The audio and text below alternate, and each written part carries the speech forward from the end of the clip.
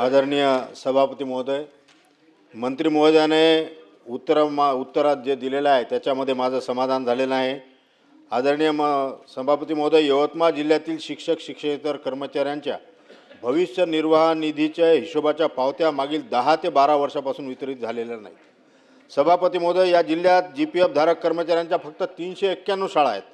आणखीन त्या ठिकाणी कार्यरत कर्मचारी 3012 आहेत। GPF धारक कर्मचाऱ्यांना अजूनही हिशोब मिळाला नाही।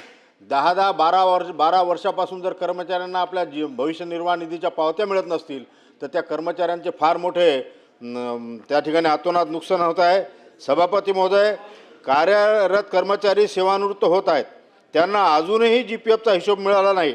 त्यांचे हक्काचे पैसे विविध अडचणी त्यांच्या येतात, कोणाच्या मुलींचे लग्न असतात, कोणाच्या पाल्याचे त्यांचे प्रवेश प्रक्रिया असते, मेडिकलचे असेल, इंजिनिअरिंगचे असेल, त्या ठिकाणी त्यांच्या जर ते हक्काचे पैसे कमी पडत नसेल तर या संदर्भात वेळोवेळी पाठपुरावा करूनही अपेक्षित कार्यवाही झालेली नाही व सतत चुकीची माहिती कार्यालयाद्वारे आपल्याला दिलेली आहे।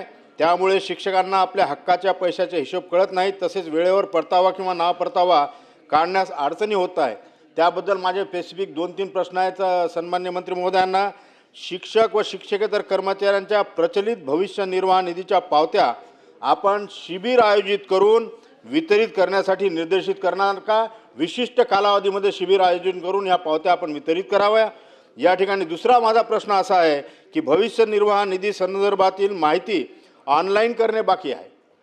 या संदर्भात एक विहित मुदत देऊन ते कार्य पूर्ण करावे, यासाठी आपण संबंधित अधिकाऱ्यांना निर्देशित करणार का? आणि माझा तिसरा महत्त्वाचा प्रश्न आहे की मी यवतमाळ शिक्षण विभागाचा आढावा बैठकी नेहमी घेत असतो। या ठिकाणी शिक्षण अधिकारी सांगतात आमच्या शिक्षण कार्यालयामध्ये पुरेशा कर्मचारी वर्ग नाही आहे, आपण ते पुरेसे कर्मचारी वर्ग त्या ठिकाणी देसाल का? माझी ही 10-12 वर्षापासून GPFची पावत्याचा हिशोब मिळून आलेला आहे।